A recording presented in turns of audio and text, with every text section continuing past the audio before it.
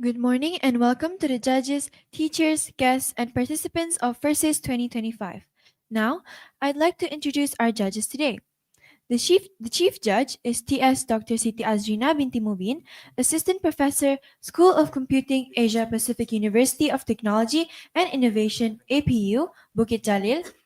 The second judge is Ms. Kaisara Abdullah from Sekolah Menengah Sains Kuching. The third judge is Mr. Muhammad Umairul Farooq bin Muhammad Puat from Sekolah Menengah Sains Tuanku Aisyah Rohani, SGS. And I, Marasarania binti Mahadir from Sekolah Menengah Sains Sabah, while the timekeepers Nurin Iman Kaisara binti Muhammad Fahmi and Fatin Ardini binti Nur Hamidi are from Sekolah Menengah Sains Sekolah Selangor. Now, allow me to read the rules. Each team should consist of presenters and a technical assistant. The presentation must focus on the sub-theme assigned to the team. The duration of the presentation should not be more than 10 minutes.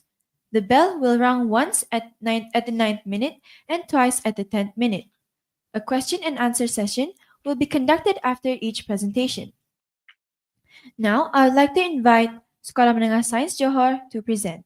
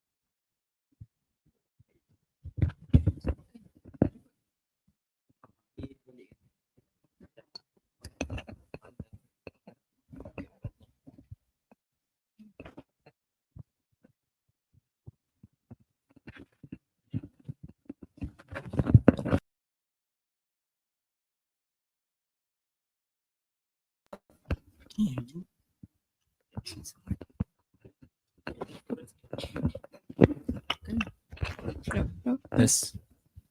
Testing. Test.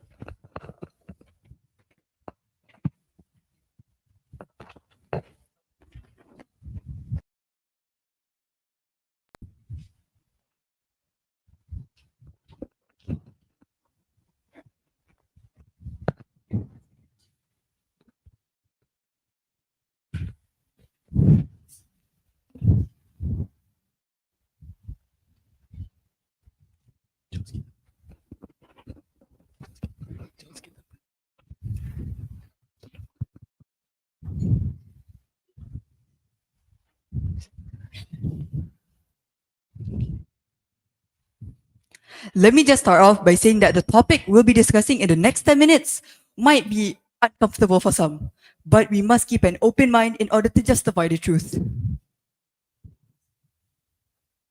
It started with good intentions. As climate change worsened, ecosystem collapsed, and pollution turned from local issue into global emergency, the world began to take notice. Travelers were encouraged to tread lightly. Airports, hotels, and tour agencies started branding themselves as eco-friendly. Thus, ecotourism was born, not just as a trend, but as a promise that you can see the world without hurting it. But somewhere along the way, something went wrong. How is it that, in trying to save the planet, some industries may have taken a shortcut? They gave us green logos, leaf icons, bamboo straws, and asked us not to look too closely until now, because we did. And what we found made us rethink everything we know about sustainability in tourism. This is our journey into greenwashing, where the promise of going green is sometimes just that, a promise, never truly fulfilled. It was almost poetic that we were given the theme ecotourism. Why? Because like so many others, we once took it at face value. We, like the rest of the world, didn't stop to read the fine print. And what we found beneath that fine print? Well, it wasn't quite the paradise that we were promised. Now, don't worry, we're not here to deliver a dystopian novel. We'll leave the drama to her. But, ladies and gentlemen, this is a story of how four ordinary teenagers, just like any of you, scroll through TikTok, living our lives, stumbled into a reality we didn't expect. A reality shaped by corporate narratives where green becomes a marketing tool, not a mission. We became researchers, investigators, and what we discovered opened our eyes. And today, we hope to open yours too. But before we begin, Assalamualaikum and very good morning to all members of the floor. My name is Muhammad Ahmad Ramzaan. I am Amir Elisa binti Mazlan. I am Hani Nazim Shah. And I'm Madina Kaisara binti Mama Haji, here to guide you through our journey, exposing the greenwashing hiding in plain sight and unveiling to you the massive impact it's been having right under your noses. Our objective here is simple: to examine the gap between sustainability claims and actual environmental practices that at a prominent ecotourism hub, in our case, Changi Airport, and to examine whether these efforts reflect genuine sustainability or constitute greenwashing within an ecotourism context. But getting here wasn't exactly a walk in the park. Still, we pushed through. And this, ladies and gentlemen, is how our journey began. Our methodology. We follow a classic case study approach broken into three phases: research, investigation, and advocacy. Phase 1, research. We started in the most glamorous place imaginable, our school library. We poured over academic literature, third-party sustainability reports, and promotional materials from various airports and ecotourism destinations. So we go on with phase 2, ground level inquiry. This is when things get serious. We interviewed experts and analyzed real practices, starting with Changi Airport in Singapore. What we discovered, let's just say the sustainability claims didn't exactly hold up under scrutiny. What looked green on the outside turned out to be a lot murkier underneath. And then, phase 3, advocacy. With the truth in hand, we turned our focus outward. We didn't just stop at Changi, we expanded our lens to other so-called eco destinations. So for our case study, we've chosen Changi Airport in Singapore. Now, why Changi? Because it's not just an airport, it's a brand. With indoor forests, waterfalls, solar panels, and a lot of green marketing, Changi Airport has become the poster child for sustainable travel. It checks out all the boxes for ecotourism and is globally praised as a role model for others to follow. But that's exactly why we chose it. When something is held up as the golden standard, it deserves to be put to the test. But when we did test it, we found something rather suspicious. What we uncovered fits a term that you may or may not have heard before: greenwashing. Greenwashing is when companies exaggerate or outright fake their eco-friendliness to look good. It's marketing dressed up as morality. And it's dangerous because it misleads consumers, distorts markets, and most importantly, lets real environmental issues stay unsolved. So did Changi Airport pass the greenwashing test? What do you think? No. At first glance, everything looks amazing. The jewel is partly built with recycled materials. The fossil is solar panels. And the rain vortex, it collects some water and turn it into a stunning visual display. But here's the catch. It also relies on massive pump system running 24/7. Beautiful? Yes. Energy efficient? Not so much. Then there's the Forest Valley. Thousands of plants thriving indoors. Sounds like a green paradise, right? But unless the trees are enchanted, they don't water themselves. Instead, Changi uses an automatic irrigation system that keeps everything alive. A system that, for your information, eats up electricity like nobody's business. And we haven't even mentioned the mall, with over 130,000 square meters of retail space, lights, air conditioning, and digital ads. You can imagine the energy bill and the carbon footprint. Now, let's talk about the big green batch, solar panels. Changi promotes them heavily. But here's the reality. Only 6% of the airport's energy comes from them. The rest, business as usual. Worse, when you consider the emissions involved in producing, transporting, and maintaining those panels, the panels actually create more emissions than they offset. So, no, they're not saving the planet, they're just decorating it. It broke our hearts too. We were excited about Changi. Ellie especially. She loved the place so much, she basically became the SMJ version of Greta Thunberg. But after diving into the data, we had to break the news to her. Corporate sustainability is often just an expensive illusion. This isn't just about one airport. It's about the bigger issue, greenwashing. When companies pretend to care about the environment to sell you a cleaner conscience. And it's dangerous because it makes people trust systems that are doing more harm than good. In the end, we realized that clean energy isn't clean. It's just an alternative, not a savior, but a choice. One that we make to make ourselves feel better, but rarely challenges the real problem. That real change costs more than just changing the solar. It costs comfort, convenience, and control. But sadly, most people aren't willing to save the planet if it means risking those things. And if you thought this was only happening in Singapore, think again, because greenwashing is more common than you think. Thailand marketed as an eco-adventure destination with elephant rides, yet many are still abused and forced to perform in the name of conservation. And Australia isn't any better because those coral reefs they're so proud of are slowly degrading due to over-tourism. Sweden is filled with eco retreats like rustic cabins at wooden lodges, often claiming sustainability, but are plagued by unadvertised water overuse and local displacement. And then there's Dubai Desert Safari, advertised as sustainable cultural experiences, yet diesel fueled 4x4s tear to delicate desert habitats. And even Malaysia, Pulau Langkawi is heavily known for its biodiversity, but high demand for infrastructures, resorts, and hotels leads to rapid developments that results in massive deforestation. We even discovered a man-made lake in Kluang that was meant to be an ecotourism spot but ended up in displacing wildlife. Now, I'm sure all of you have phones, laptops, iPads, maybe you're even holding one right now. But what you may not know is behind those screens is a dark truth. In Congo, thousands of people, many of them children, are forced to work in dangerous mines up to 12 hours a day. What are they mining? Cobalt, the same cobalt that powers your phone, the same cobalt used in solar panels that eco-resorts proudly claim make them sustainable. So when a resort says it's eco-friendly because it runs on solar energy, ask yourself, where did the energy come from? Who paid the real price? It's not ecotourism, it is eco-terrorism. It's a system where one part of the world enjoys clean energy and green vacations, while another is buried under it, literally. We still had hope until we realized even the government doesn't know how to tackle this. Laws like the Green Claims Directive only focus on products and companies. They said nothing about the buildings, resorts, and massive infrastructures that falsely claiming to be green.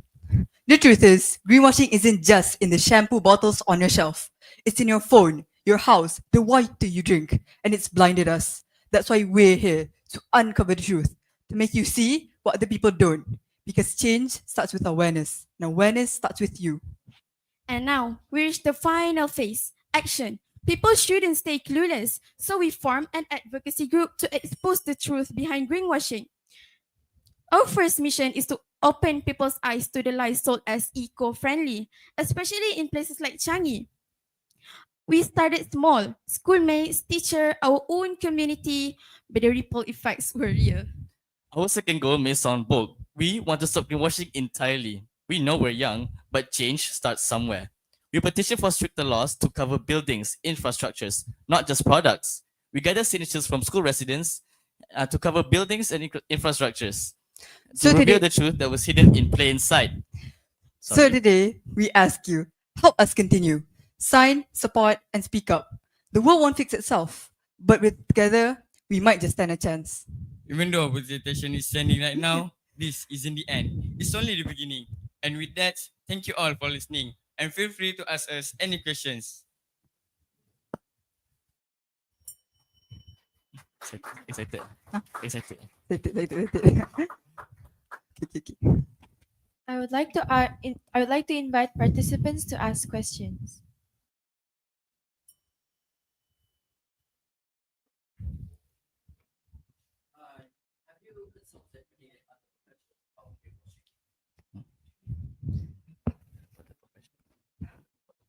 Ah,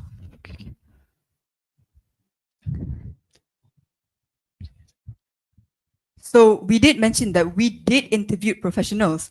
However, their identities are not disclosed in the presentation because they have told us personally not to. And after discussing with our principals, with our principal, he also asked us not to disclose their identity for job purposes. But regardless, how our research began is that we searched online and found data about the greenwashing in Changi Airport. The only reason we interviewed experts is to verify the data that we gathered. Hope that answers your question.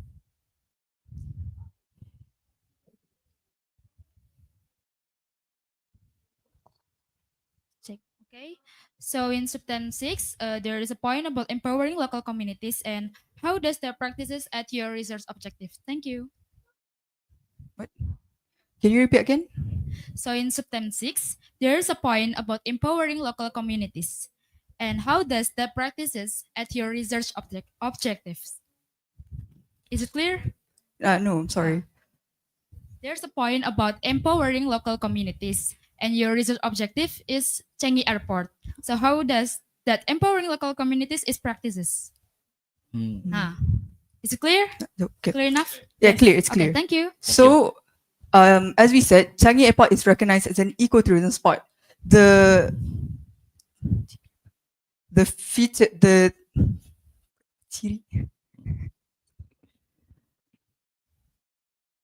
features for something to be considered as ecotourism includes not empowering.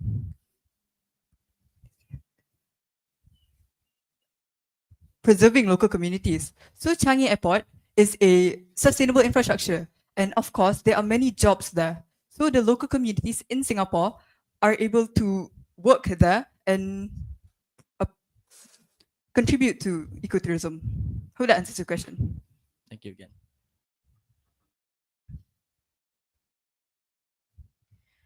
Now, I would like to invite the judges to ask questions.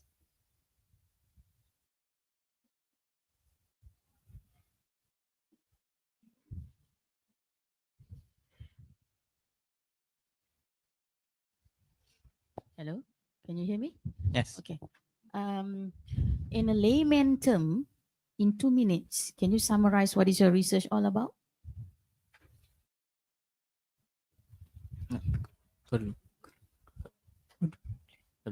Okay. So our research is about greenwashing. Why greenwashing? Because we decided that Changi Airport, we wanted to approach Changi Airport with a positive mindset that as Changi Airport as a sustainable infrastructure for ecotourism. However, after diving into the data, we found something way darker, which is greenwashing.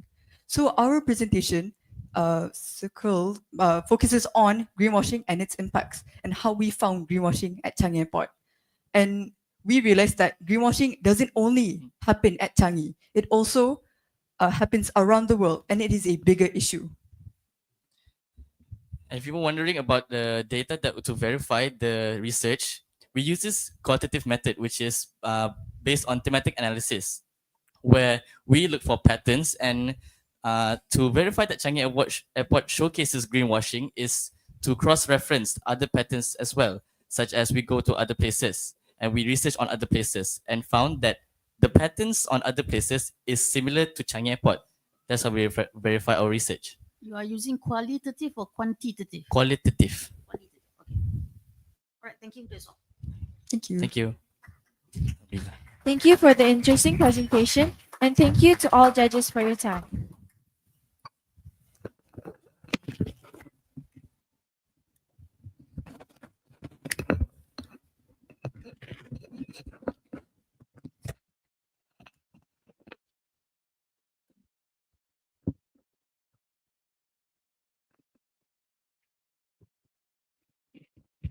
Now, I would like to invite Sekolah Menengah Sains Ahmad to present.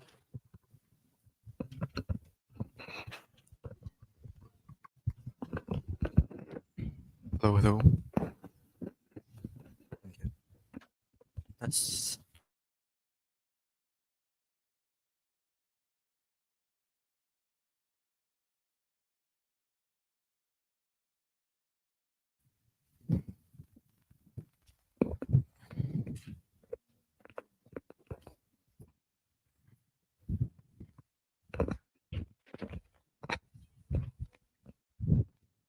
ready. I know. Are you ready? All right. We'll start at the count of 1, 3, 2, 1. Assalamualaikum warahmatullahi wabarakatuh. My name is Fadriza bin Wajdi, and I am the main presenter. This is my partner. Hello, I'm Salamun. I'm the second presenter. We, Team Sains Ahmad, would like to present our presentation titled Investing in People under the sub-theme Local Community Empowerment Through Ecotourism. Next. Before we begin our research, we would like to expose our problem statement, the misallocation of subsidies. When talking about the misallocation of subsidies, embezzlement is a serious and recurring case. Embezzlement happens when communities and industrial corporate companies abuse subsidized goods until it is low in demand and low in supply and needs high demand. This low demand causes shortage, and this shortage can only be solved with high plantation of palm oils, and that means more deforestation, which leads to harm our biodiversity and causes our nation to lose its identity. Next. The following picture is a example of the government trying to satisfy subsidized goods demand, for example, the subsidized oil packets around Sarawak Miri. During 2004, as you can see, this was once a lush and green forest. However, during 2021, it was cut down, developed into an agriculture area. Next. The definition of ecotourism. Over the years, the definition of ecotourism has had many definitions. However, according to the National Ecotourism Plan 2016, it is to conserve the nation's identity and nature's gift, reinvest profits, income back into ecotourism to maintain quality, sustainable ecologically, economically, and socio-culturally, ethical, and shows corporate responsibility, education on habitats, cultures, and biodiversity. The following definition will be used for this slide. Tourism experiences that are improved through the efforts of the government and local community. Moving on. Our research objectives. We, while conducting research, pin two objectives. First, to assess the current state of our nation's workforce capabilities, and second, to propose a suitable subsidy model. Next. Our methodologies consisted of a mixed methodology method. The quantitative method, which is why by using questionnaires, we were able to receive 140 respondents from our school as well as other schools. Qualitative research, where we use keyword-based search, such as subsidized goods embezzlement, to find sites that have documented previous cases. Image or infographic search, where we assessed ecotourism zones deforestation and degradation of infrastructure via Google Maps and Google Earth, of course. Next. Diving into our findings, the reviews of tourists all over the globe. Malaysia has received mixed feedbacks from tourists, mainly due to guides showing a lack of knowledgeability and providing unsatisfactory services. Malaysia also has poor infrastructure that does not support ecotourism experiences, rather sabotages them. Meanwhile, when compared to Costa Rica, who has 92% positive reviews, they have received that due to their excellent guides showing high knowledgeability on their areas and providing satisfactory services. The knowledgeability I'm trying to explain here is how the community interacts and how the ecosystem works, how the guides explain that. And Costa Rica also has suitable infrastructure, a benefit of the government reinvesting back into the ecotourism sector over the years. Next. Now, let's ground our insights with critical data trends that Solomon will walk us through to make our case undeniable, of course. Take it away, Solomon. Thank you, Farizal. Hello, I'm Solomon. Let's jump to the data knowledge of our findings. We asked students how familiar they are on ecotourism. 29% of familiar at all shows that they know this kind of job exists. Why? The lack of exposure in schools, media, and community programs. Next. We asked students if they are interested in working in ecotourism. 41.9% yes are interested in working in ecotourism. They know if surveyed students can change when they see ecotourism jobs paying well as protecting their heritage. Next. We list up certain blockers what makes it hard for young people to work in ecotourism. Nearly all surveyed students choose ecotourism. They got no information about careers. Minority of surveyed students also chose it has low pay wages as well as not enough job opportunities and lack of skills of training. Next. We asked students would they join the free training or the workshop to improve their skills. 60% will join the free trainings. They maybe just need to learn much. Next. Now let's jump to the second set of data findings. Students are asked which type of group are like in ecotourism. Majority of students reveals that ecotourism workforce lack women. This group has less interest in working in ecotourism sectors because they lack of skills, they lack of proper skill sets. Next. Local community benefit from programs that train workers. 82% agrees that it will be beneficial as they will expand or improve their skill sets. Next. Majority of students agrees that targeted subsidy system will prevent the misallocation of subsidies. On the other hand, 50% disagree might be a beneficiaries for the misallocation of subsidies. Now let's jump back to my partner for further explaining on Dubai findings. Thank you, Salomon, for explaining our data analyzation. When conducting our research, we stumbled upon Dubai's ecotourism shift from its petroleum independence. This is proved through the construction of two man-made islands, the Palm Jumeirah and the World Island. These were constructed using government funding, of course. Next. Ironically, however, these islands have only destroyed the local marine life and deharmonized nature's balance. They also represent sinking subsidy ships, as these islands are sinking at a rate of 0.2 inches every year. Of course, not accounting for sea level rise caused by climate change. Dubai's misallocation of subsidies acts as a cautionary tale for us. When we construct infrastructure projects, we should evaluate the IIAs whether to subsidize them or not. We, as our nation, also should not focus on mega project infrastructure, but rather focus on community-driven initiatives to attract tourists. Next, our strategies. We have constructed a targeted subsidy model that, based on Padu's system, mirrors Padu's system, and is in policy with Budget 2024. We based it off three questions. Who will it target? First, the unemployed youth, local MSMEs, women and indigenous groups. When will the targeted subsidy model target? For the short term, the first 2 years, the emergency funds would be provided to revive the ecotourism business and let it stand on its own 2 feet to revive it from post-pandemic tourism. The medium term, 3 to 5 years, where the government would scale up training and monitor their conservation impact. The long term, 5+ years, the government would gradually phase out the subsidies in order for the ecotourism business to become independent. How will it target? Through direct funding to avoid a middleman embezzling out government subsidies, skill development, where the government will cooperate with NGOs and subsidize local training programs to increase community skill sets, refine talents, and improve communication. Market access, where the government would cooperate with NGOs to reach out and expand the ecotourism business of that sector via digital marketing. Next. We have finally reached our conclusion.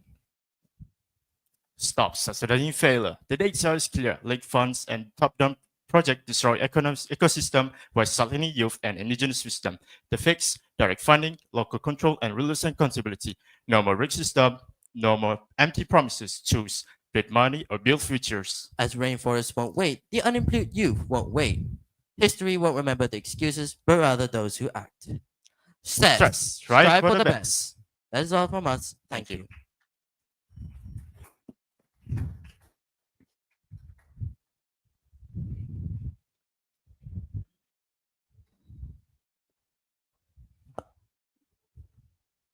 I would like to invite participants to ask questions.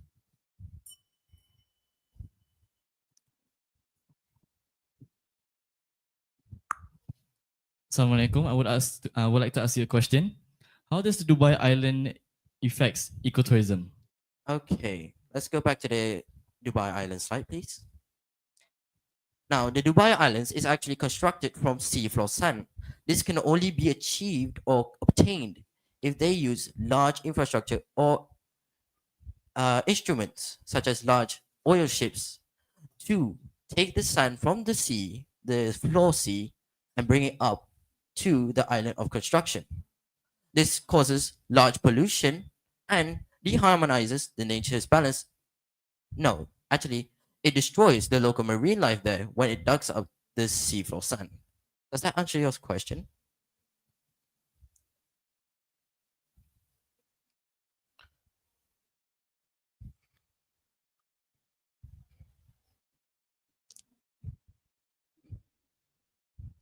Now I would like to invite the judges to ask questions.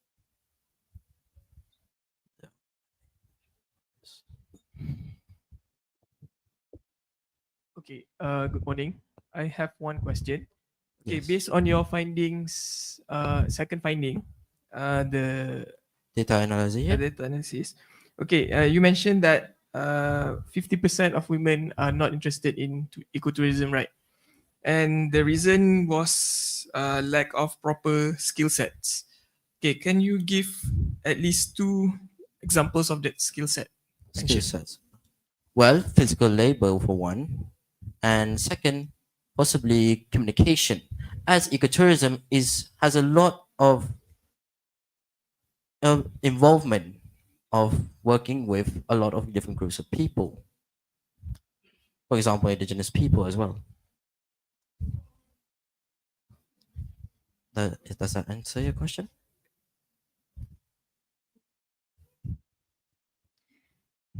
Thank you for the interesting presentation. Thank you to all judges for your time.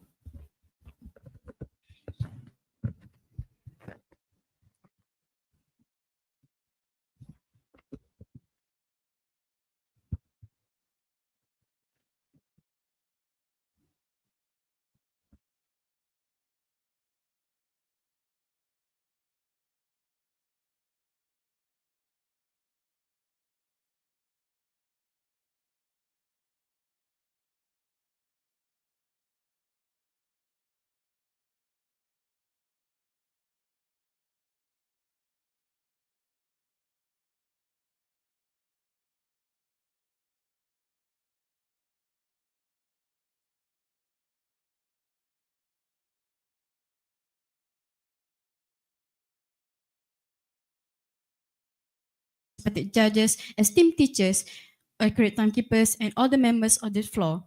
We are the representatives from Sekolah Menengah Sains Pokok Sana, and the research has been conducted is about the bad taste of waste, recycling cooking oil from riverbank eateries in preserving Sungai Kedah under the Sustainable Development Goals 11, Sustainable Cities and Communities. My name is Idina Shafika. And my name is Akif Amshah. Delighted to meet you. Before we start, allow me to introduce our members. Over here, we have Nur Afifah Zahira as the technical assistant. And over there, we have Kuputra Iqbal Hakim. And not to forget, our teacher advisor, Sir Muhammad Afif. To start off, let me define ecotourism. So, ecotourism is defined as a form of nature-oriented tourism that focuses on responsible travel to natural areas, conserving the environment, and supporting local communities. It also emphasizes low impact, educationally, and culturally travel that involves interpretation and education. So, moving to our main topic, let me introduce you to Sungai Kedah. So, Sungai Kedah is a major river in Kedah flowing through Alor and through the Straits of Malacca. So, why Sungai Kedah exactly? We had chosen this place as the place for our research because of its numerous amount of ecotourism activities. But now, with the rising popularity, many issues also arise. For an example, the issues of pollution, especially the one caused by the used cooking oil. This happens because many restaurant owners are irresponsible and decided to dump their cooking oil into the river, which causes pollution to accumulate over time. And from this issue, we had derived one problem statement, that is irresponsible pollution of used cooking oil disposal toward the quality of Sungai Kedah. And based on the problem statement, we had written down 3 research objectives. The first one being, we want to calculate the people perceptions towards riverbank food eateries as tourist destination. Other than that, this research also aims to find out the impact of cooking oil disposal toward the quality of Sungai Kedah. And last but not least, we also want to find out the systematic process of how the Fats Hope Energy Company solved this issue and how they recycle the used cooking oil. Ladies and gentlemen, this is the research questions that we had written based on our objective. For the purpose of shining a new light onto these research questions, we had conducted two types of methodology. For the first one, we had carried out a quantitative method by conducting a survey to about 50 Sains students. The reason is we want to find out the perceptions about Sungai Kedah as tourist destination. But besides that, we also carried out a qualitative method by surfing the internet to look for important information about the impacts of cooking oil disposal towards the river. Other than that, we also organized an interview session with the Fat Hope's Energy Depot manager to find out how the company operates to solve the issue of river pollution, especially the one involving used cooking oil. This is the example of the survey questions that we had distributed amongst the Sains students. Now, ladies and gentlemen, this is the adapted articles of Atullah Granapala, which is a professor that studies the factors of why people would travel to a certain tourist destination. There are many factors, but we only pick three. There is tourist attraction, accommodation, and also food quality. Now, ladies and gentlemen, we would like to elaborate the data analysis that we had gathered throughout our research. The first one being, accommodation is the reason why most people visit Kedah. And this chart show a promising result, resulting majority of the students voting for the strongly agree category with a percentage of 64% compared to the 12% that disagree. This is the same case for the second questions, being that 62% of the students voted strongly agree, which showed their agreement towards the factor of tourist attractions that makes Sungai Kedah more attractive. And the most significant difference is at the third questions. That is the chart this chart used the highest percentage out of all the three questions, with that being 64.7% compared to the 64% and the 62% of the previous two questions. And this concludes that food quality is one of the biggest reasons why people would choose a tourist destination. So with many popularities, there are also many impacts. But what are them? First and foremost, the oil spill can harm aquatic animals because the animals will get trapped in the cooking oil, and this inhibits their ability to fulfill their nutrition and even limits their movement. Other than that, the oil can also accumulate and form a layer on the water surface, and this can prevent oxygen transfer to even sunlight from penetrating to the lower part of the river. Resultantly, this had caused many deaths of the aquatic plant because the aquatic plant are unable to survive without adequate sunlight. And this has a domino effect where when there is no producer in the river, then other animals cannot live because they cannot produce their own food. And last but not least, oil spill can also affect the natural process of breakdown of waste products by microorganisms. And this had shown a major effect when there is a significant build-up in the toxin level in the river. This directly affect the food qualities because the fishes are intoxicated with the toxin. And when a community went to eat at a restaurant near the polluted riverbank, then their health level would diminishes over time because of the toxin.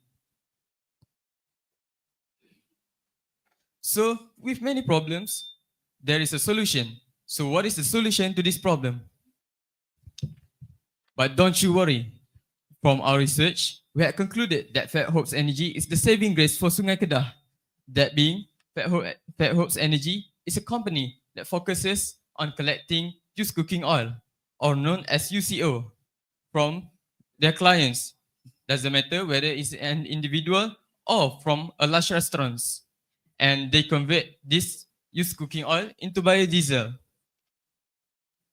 So, ladies and gentlemen, this is the way and the mechanism on how they manage the used cooking oil. For the first one, they will collect the used cooking oil from the client and from major restaurants. Secondly, they will process and collect the used cooking oil and converts the used cooking oil into biofuel, which are more environmentally friendly and safer to communities alike. And for the last one, they will emphasize a traceability and transparent supply chain. And this can ensure the sustainability so that the environment can be conserved.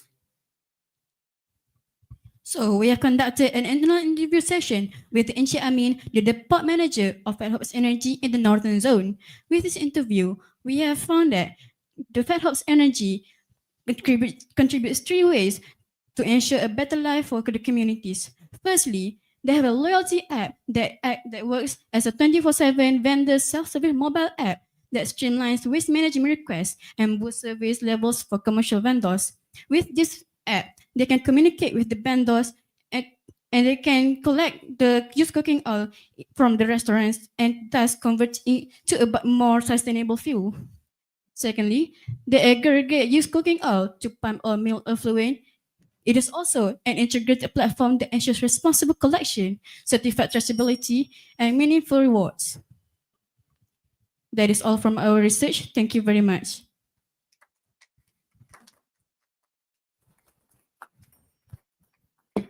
I would like to invite participants to ask questions.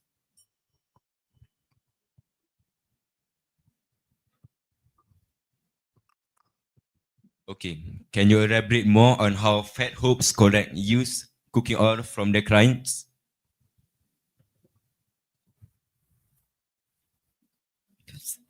So thank you for the question. And first of all, as we all know that Fat Hope's Energy is having their own loyalty app, and from this app, there are a lot of features that the customer can use. And one of them, there is where a page for the customers to contact the company to come for to sell the customers oil. And from this, they can make an appointment with the company and tell the company to come and sell the cooking oil, and it shows how the company use their systematic system to actually help people to sell their cooking oil.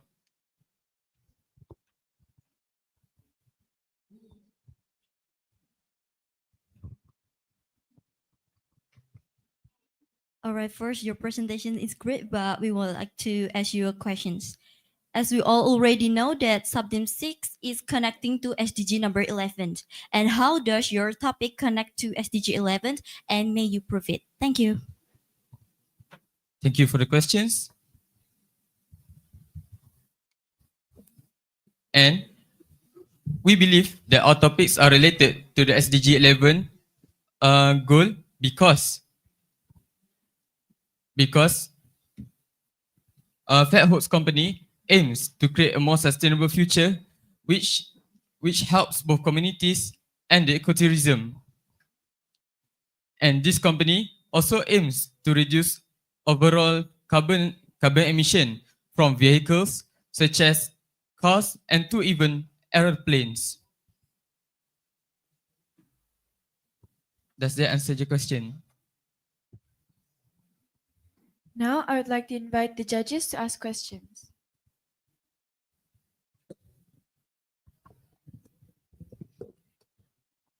Assalamualaikum and very good morning to you guys. Okay, your questionnaire, I'm talking about questionnaire, is asking about do you like to travel to Kedah, correct? Can you go back to the questionnaire, please?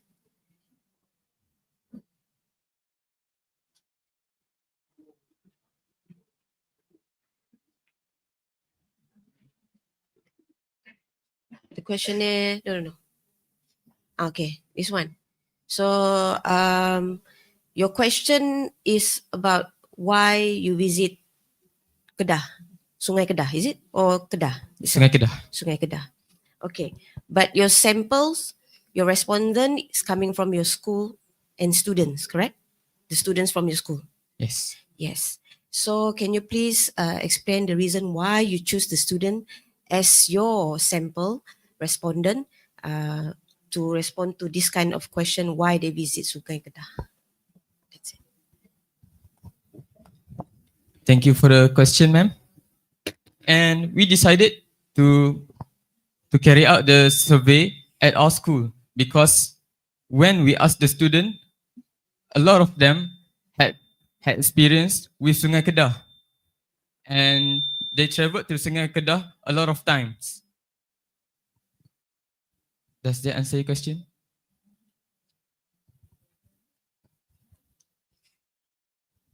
Thank you for the fascinating presentation, and thank you to all judges for your time.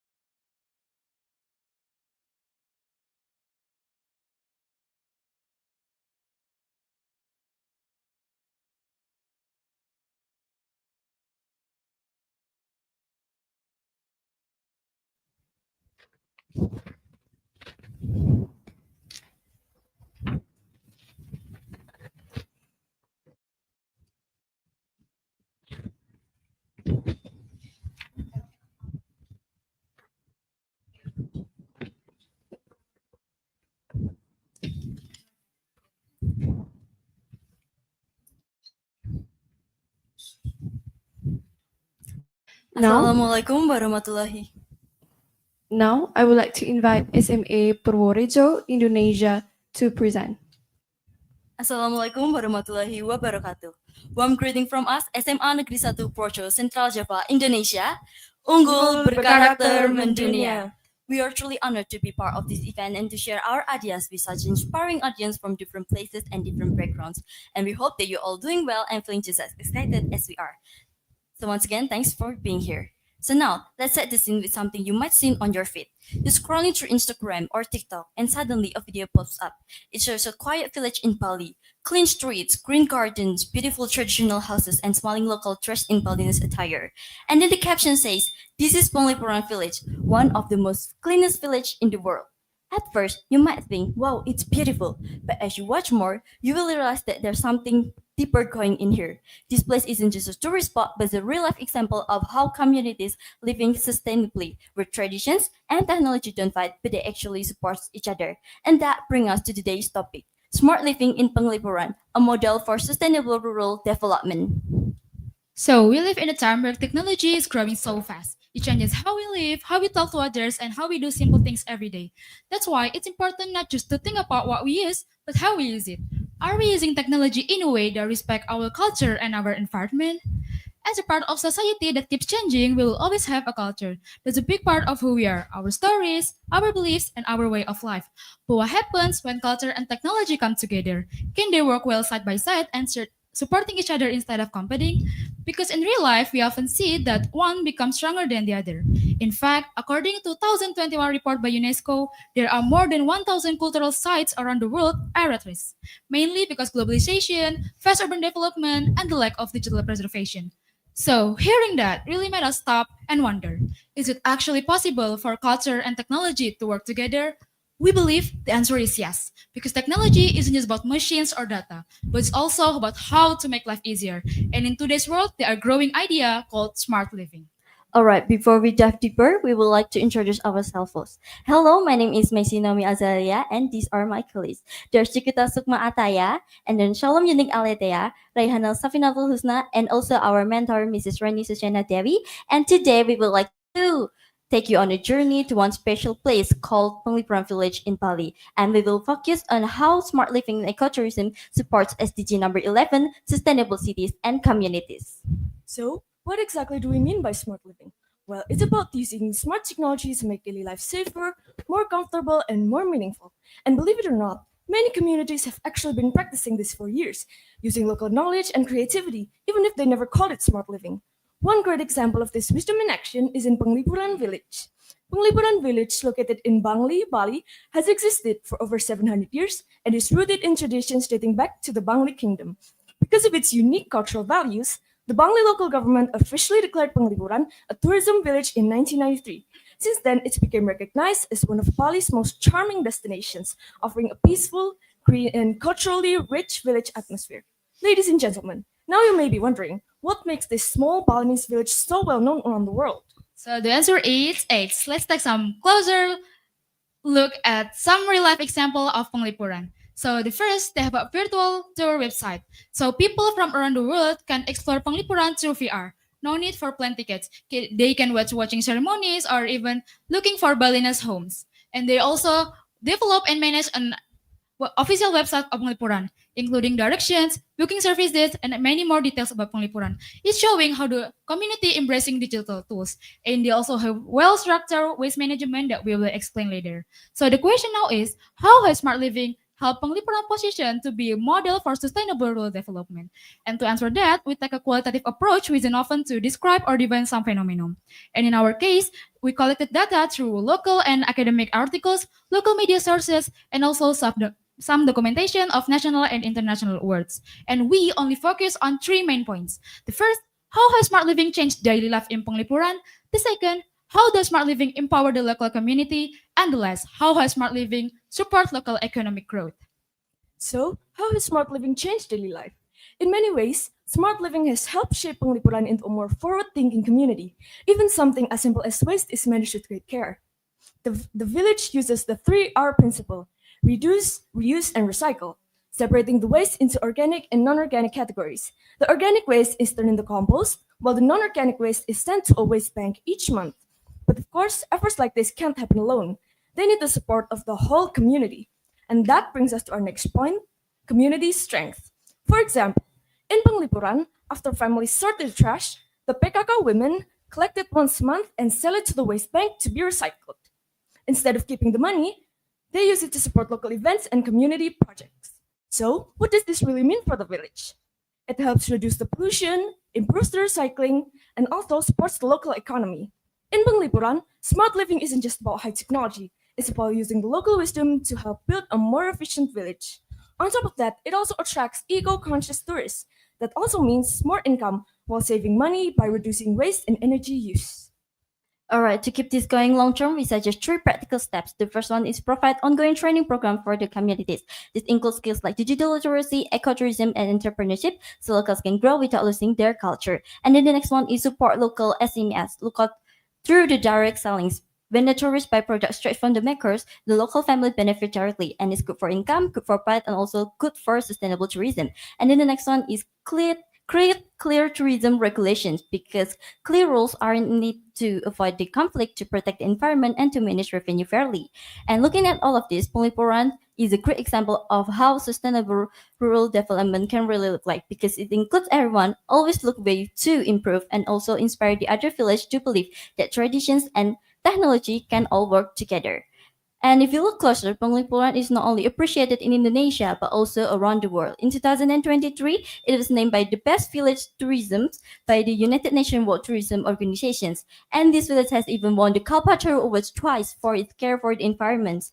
And Penglipuran has even earned the Gold Award for the culture category by Indonesian Sustainable Tourism Awards in 2019. And here's truly inspiring. Penglipuran today welcomes over 1 million tourists a year and earns more than 20 billion rupiah.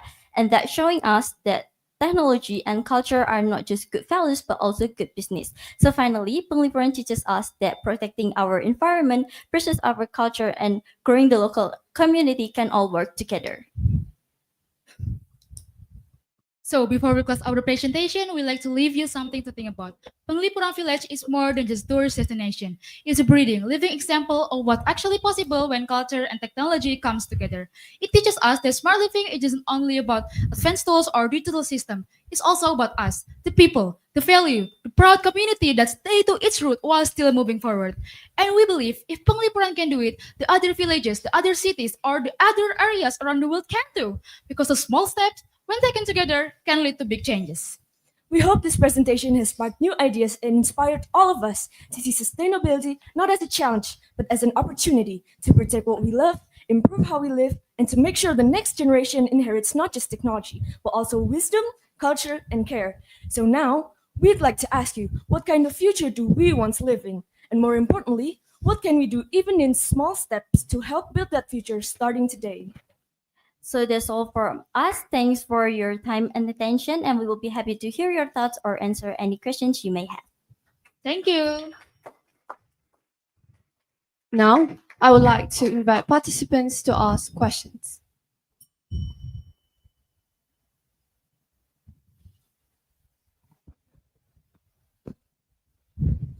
Now, I would like to invite judges to ask questions. Assalamualaikum and good morning. What are your research objectives? Penglipuran Village. Your objectives. Research objective. Oh, it's how. Thank you for the question. So our research objective is to look for the impacts of smart living practices in Penglipuran. The first, how Penglipuran changed daily life, daily habits, and how to make the people have a sustainable daily habits. And the next, how Penglipuran empower the local communities by community and shared values and the rural development. And the last, how smart living local economic growth by direct selling and clear regulation, clear tourism regulations. Maybe that's answer for us. Yeah, thank you. Oh, we hope that answer your questions. Yeah. Thank you. Thank you, SMA 1 Purworejo, Indonesia, for the presentation. All right, thank you for your time and attention. That's all from us. Wassalamualaikum warahmatullahi wabarakatuh. SMA Negeri 1 Purworejo, Central Java, Indonesia. Unggul, berkarakter, mendunia.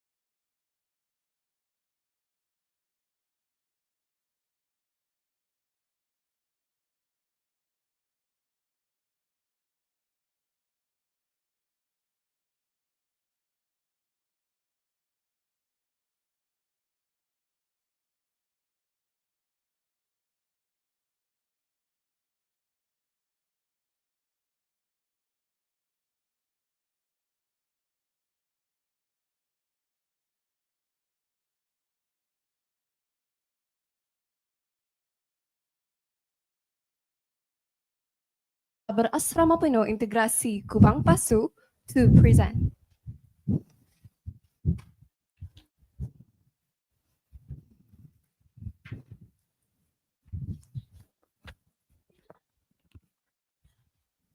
Bismillah.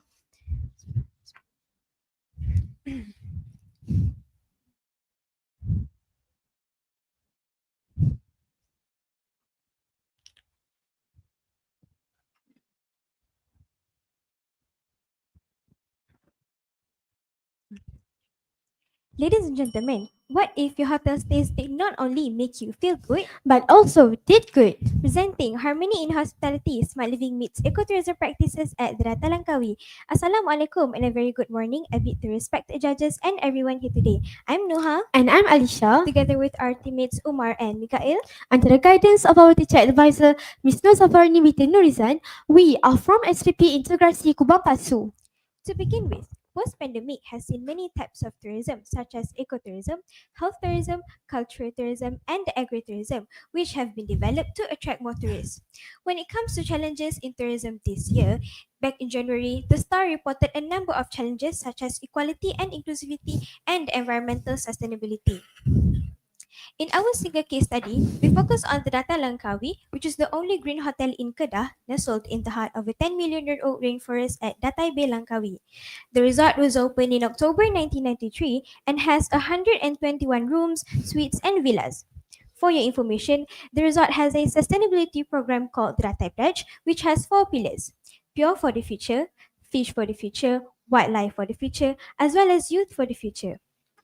Now, despite the fact that ecotourism spots like the Derata Langkawi advocate for sustainability, research on their use of smart living strategies to improve operations and aid local communities is limited. So, without a better understanding of how smart living technologies empower local communities in ecotourism, efforts to advance sustainable tourism in other destinations will be less effective. Our research keywords are smart living, ecotourism, and empowerment. Defined by the Ministry of Tourism, Arts and Culture, ecotourism is through collaboration between government, private sector, and local communities, which include these 5 following elements: nature-based, responsible, community inclusive, educational, and sustainable. Our research objectives are to discover the ways Derata Langkawi Smart Living Initiatives empower its local communities, to study the ways ecotourism practices by the Derata Langkawi empower its local communities, to identify the challenges faced by the Derata Langkawi as a green hotel, as well as to find out the efforts of the Derata Langkawi in supporting SDG 11. For our theoretical framework, we used Empowerment and Sustainable Development Framework by Shavens and Van der Waals, which features 6 dimensions of empowerment, and we chose 3 that are relevant to our research: environmental empowerment, social empowerment, and economic empowerment. Moving on to our methodology, we use both primary and secondary data. For our primary data, from 14th to 16th of April, we traveled to Langkawi and visited the Derata Langkawi to observe their smart living and ecotourism practices. We also conducted a few semi-structured interviews with stakeholders, such as the resort managers and local partners. Our secondary data are the Derata Langkawi's official website, the Data Pledge Impact Report 2033, and social media posts by partners organizations. We then analyze everything using thematic analysis method. Moving on to our research findings. For research objective 1, we discovered the theme Zero Waste as a catalyst for community empowerment. Ladies and gentlemen, the Derata Langkawi has many smart living facilities that help to reduce waste and provide sustainable sources such as the permaculture garden, the wood chipper machine, the ashes that turns non-compostable products such as sanitary napkins and diapers into ashes which are used as soil conditioner, the sea monkey machine, as well as the worm farm. Next, when it comes to energy efficiency, they use LED lighting, efficient heating and cooling systems such as thermostats, and monitor the use of electricity in the resort.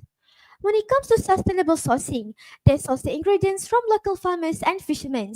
Besides that, they also use vegetables and herbs from their permaculture garden.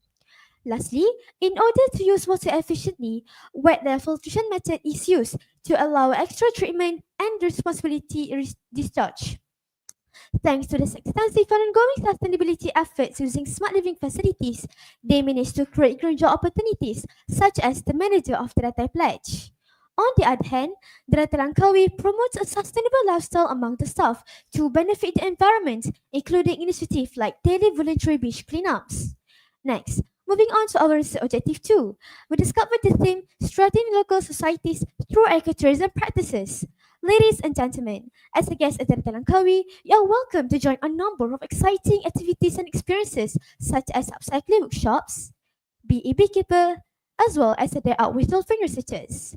On top of that, the Langkawi also offers Consciously Data package, where the guests are able to enjoy many benefits, and this package contributes 5% to the Data Pledge.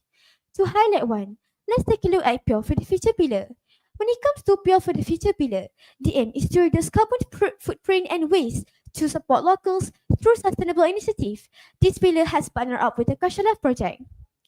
For your information, the Kashalaf project is a social enterprise that helps in improving underprivileged life through participation and jobs in sustainable circular economy projects. So, the Langkawi helps the local communities through the Kashalaf project by providing reusable items to be upcycled into new sellable items such as slippers and candles, like this.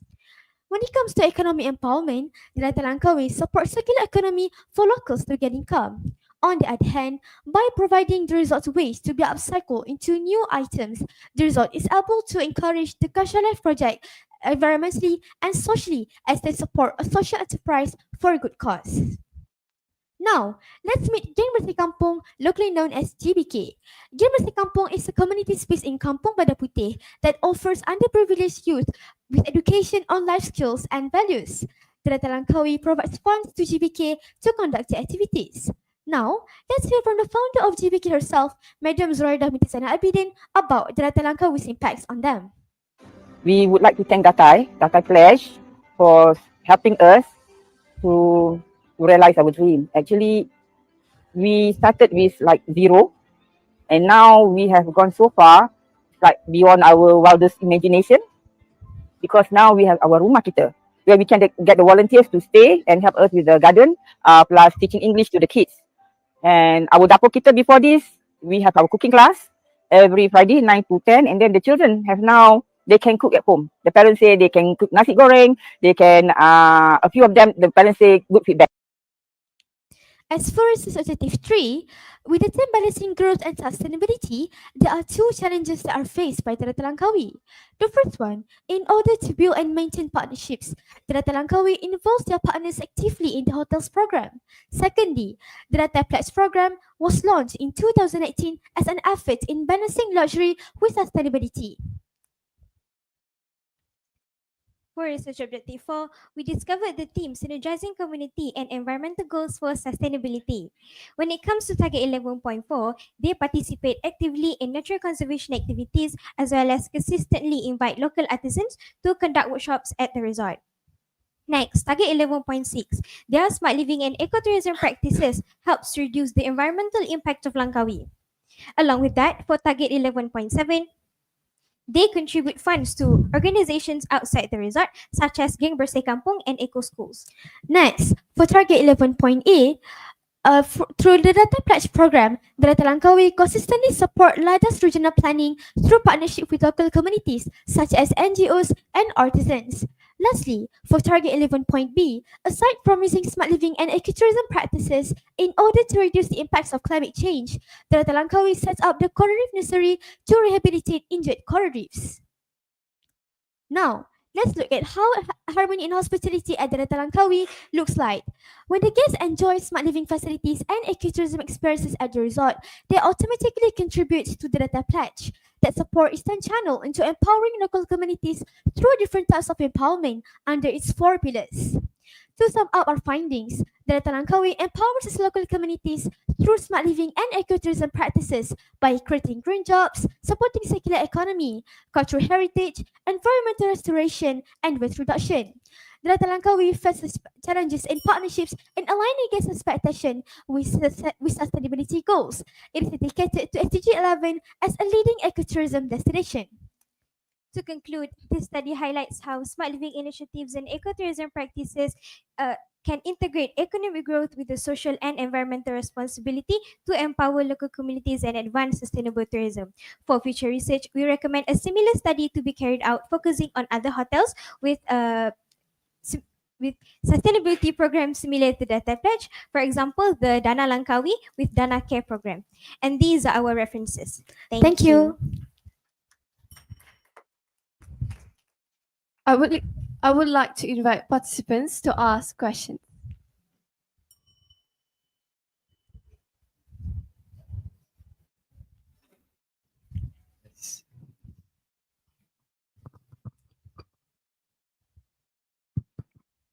I would like to invite judges to ask questions.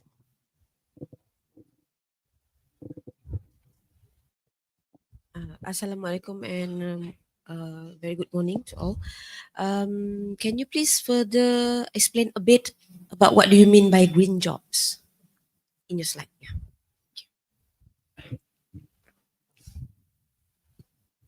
Thank you for the question, Miss. So, based on our research, green jobs are jobs that are focused on conserving and taking care of the environment.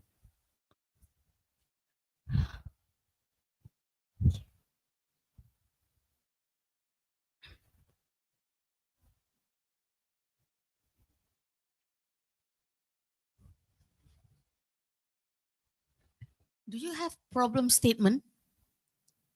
Do you have problem statement in your slides? Can you show it back?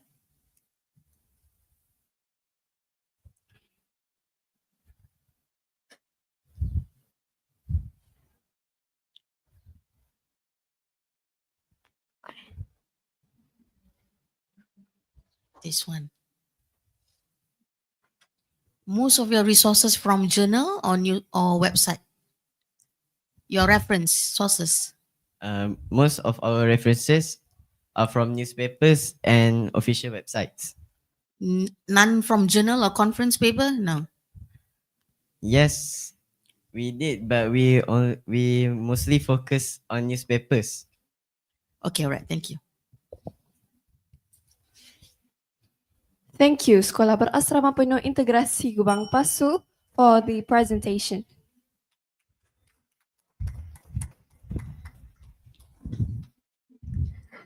Oh.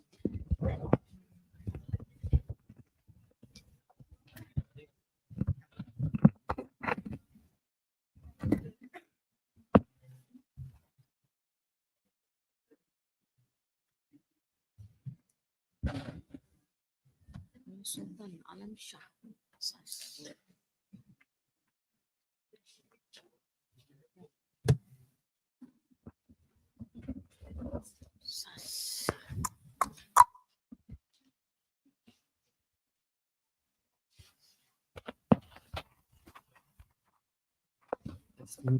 Testing.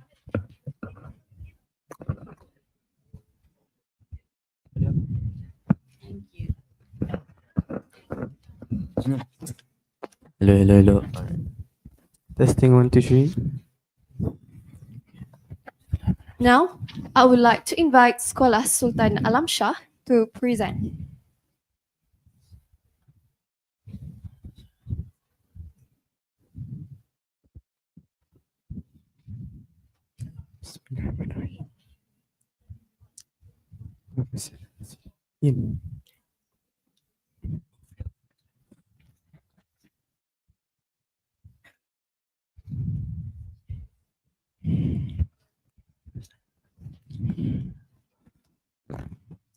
The earth is not inherited from our ancestors, it is borrowed from our children.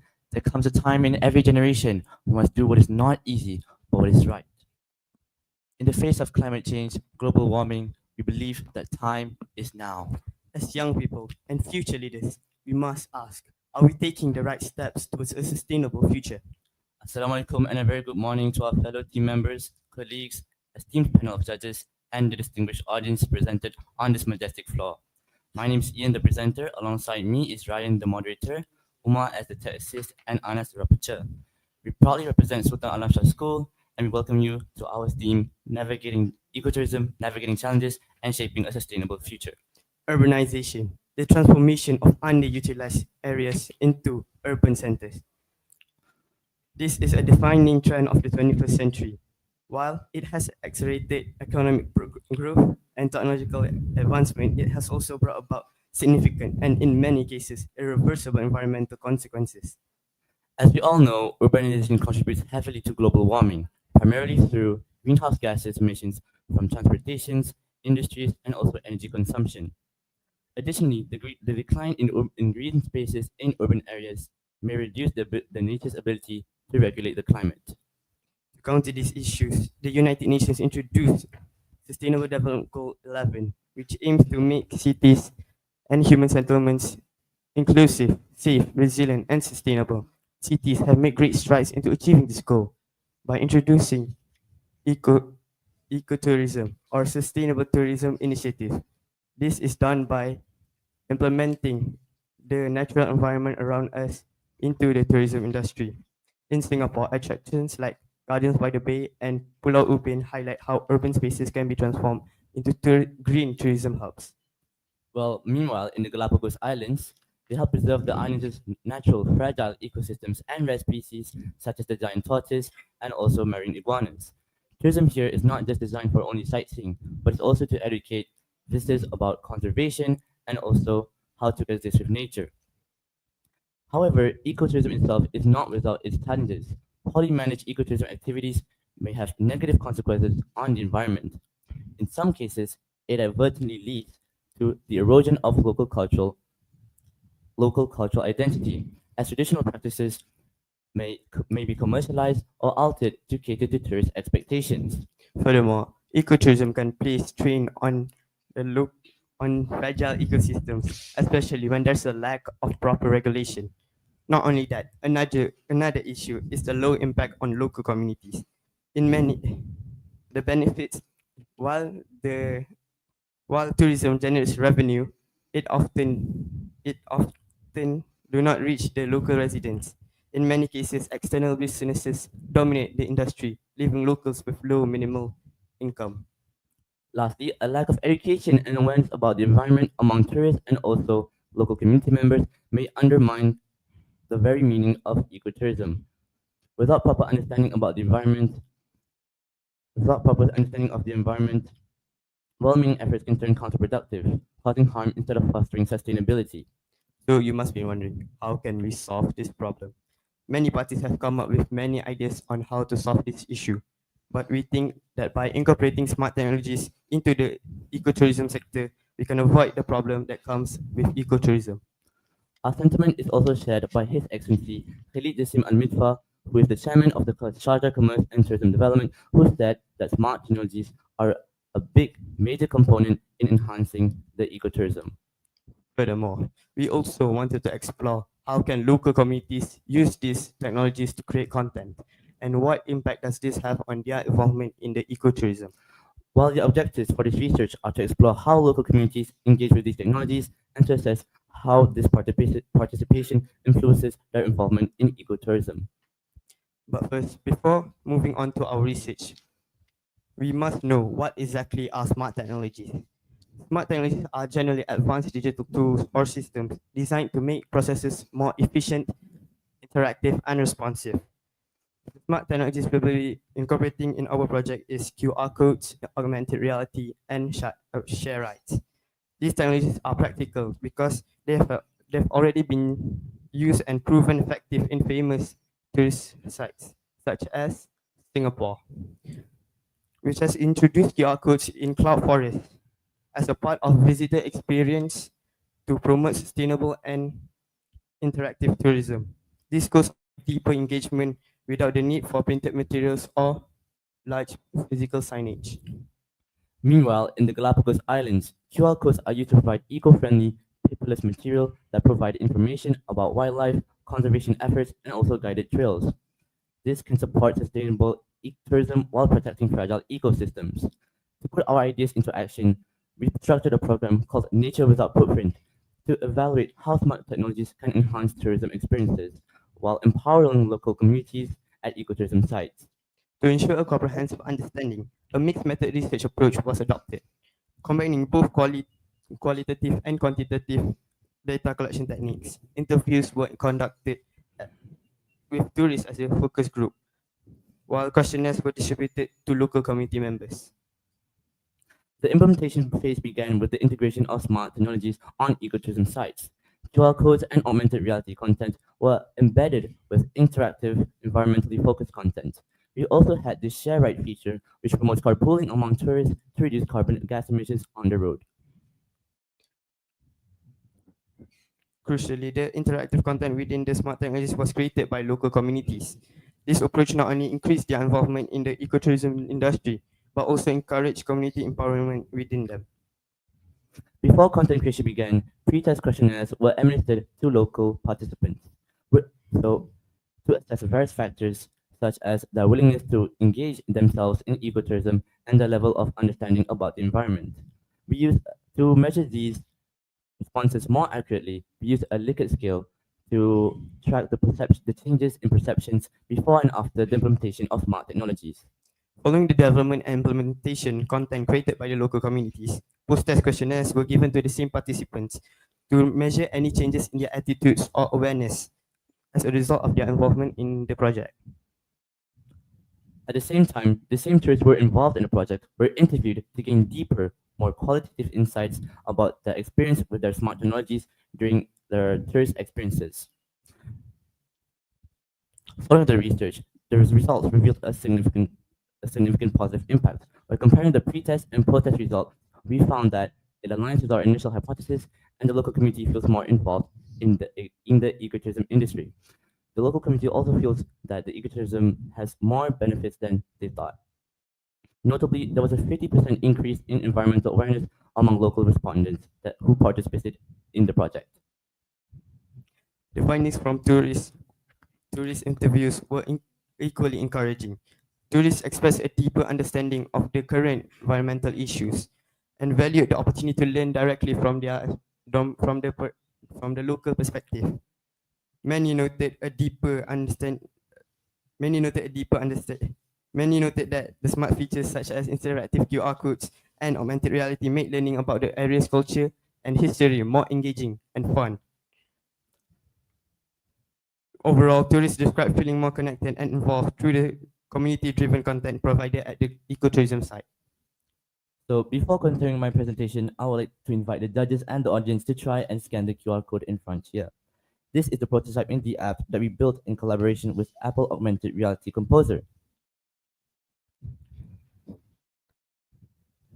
So we'd like to invite Anas to show what is going to happen when we scan the QR code. Next slide.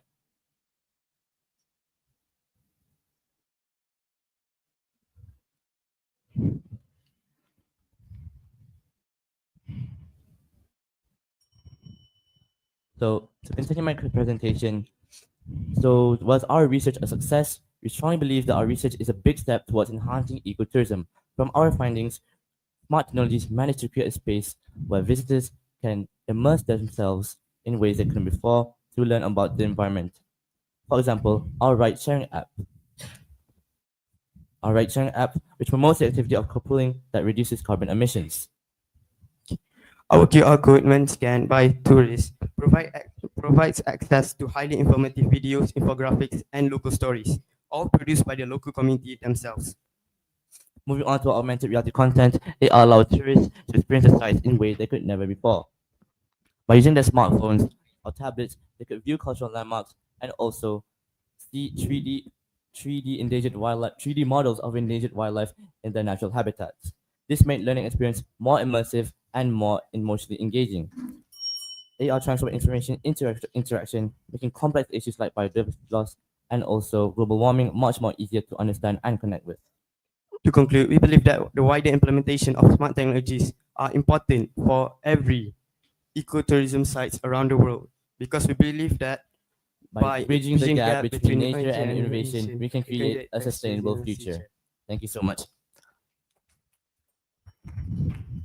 I would like to invite participants to ask questions.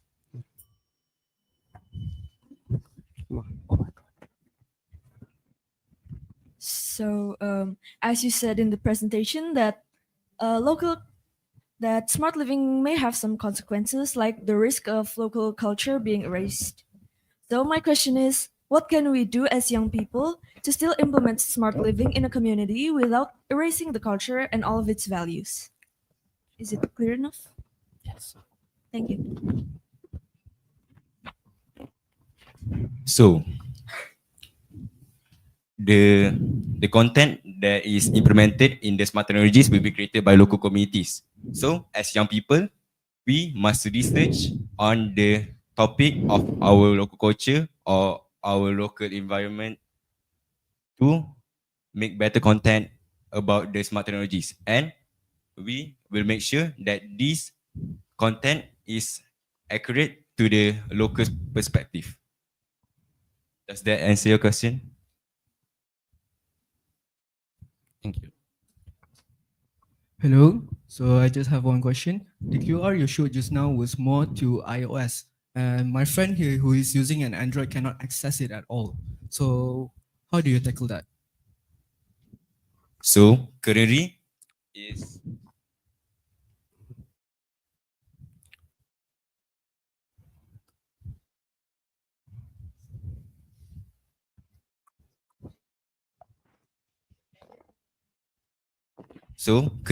this is the prototype. The QR code is currently ongoing a prototype, but in the future, our idea can be expanded. Our idea can be expanded to a system that is more cross-platform, so people can just scan the QR code using any QR code scanning device. So to repeat, the prototype that we just showed there is just an idea for what we can do.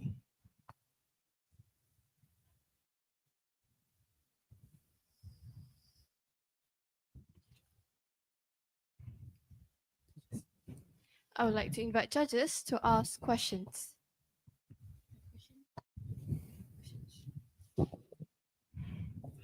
Okay, just one question. May we know the total number of respondents based on your research? So do you want for Local. the local communities? Okay. So the total number of the respondents from the local communities is 60 participants ranging from school students and people who are in the local communities, from older people to people that are currently working. I have so many questions. Okay. Not just joking. Who created the AR content?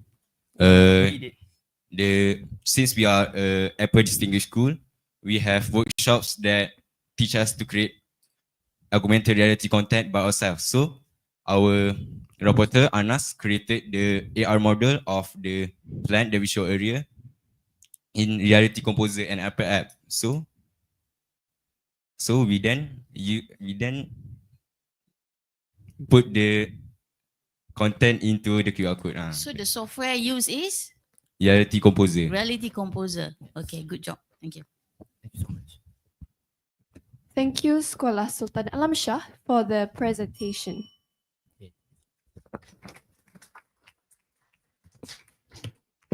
Thank you for the interesting and fascinating presentation from all the participants. Thank you to all judges for your time.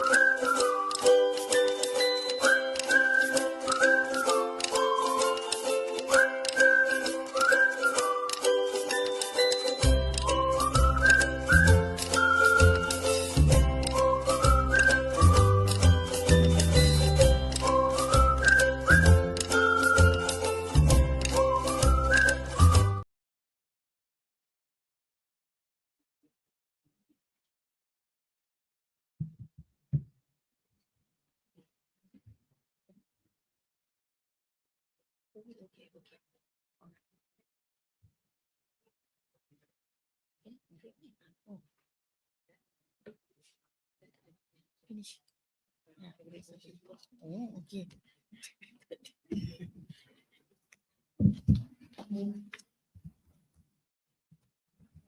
So then we'll come back here and the yeah, is it?